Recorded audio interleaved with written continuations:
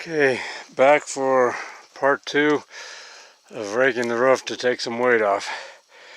And the third toy that you have to do this are snowshoes. I don't know if you can see them that well, but in order to get to the roof right, you have to go out in the yard and just kind of climb around on it. And it's pretty cool. You can see that they do sink in pretty good, and there's the path. But otherwise, how deep the snow is, I'd be up to my navel or chest in it right now.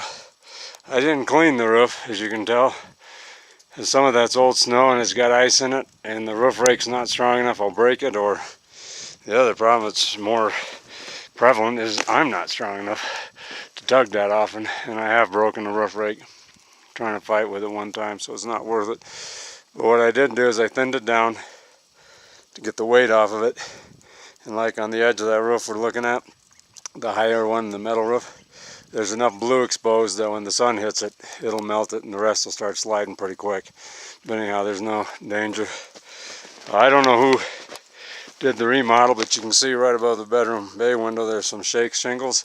Don't ever use something like that up here. The Pro panel metal roof, if you look at it, you can see there's screws in it. The ice will hang on to those screws, and that's why it gets as thick as it does, is it just freezes around that. Now when you got wood like that, you can see it gets wet. Water gets in there and at night it freezes, so you got ice in the wood and on the wood, and it just doesn't let go. So it's not worth fighting with. Over here on this other roof, did a so-so job, as you can see, but I got some of the thick stuff off of there and it was wet.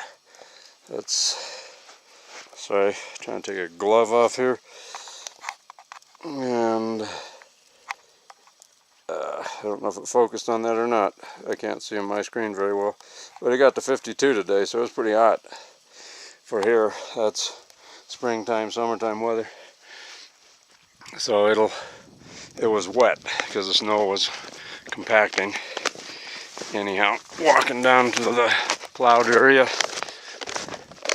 and you can see I got the snow thrower in, because you can see I could not get it in without throwing snow that way where I don't have any room, so I'll be able to throw it out.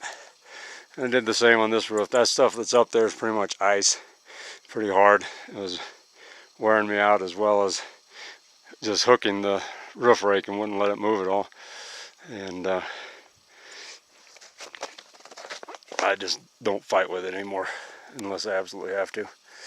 Now when it gets closer to spring, I will make sure that this roof here on the garage is clean so I don't get water in the shed. You can see the channel here has got a little bit of snow, and that's what I'm showing you now, where I've been showing you. So that's pretty much it. You guys have seen about everything that goes on in Silverton in the wintertime. The only thing left is snowmobile riding. So we have to wait now for the snow to settle, and if we get more storms, then we'll have to wait for that to settle too, because avalanche danger is still pretty high, and you don't want to get caught in one of those with a snowmobile. And as far as all these toys to play with, you know, Wyatt and Will, you guys can come up here and play with us. And we were talking about that transporter room thing. I just happened to watch a movie last night, kind of an important documentary, Daffy Duck as Duck Dodgers in the 24th and a half century, and he had a transporter room. And if Daffy can come up with something, you guys ought to be smart enough to come up with something pretty quick. Anyhow, we'll talk to y'all later. If you have any requests, please send them to you and we'll do the best we can. Y'all have a good day. Bye.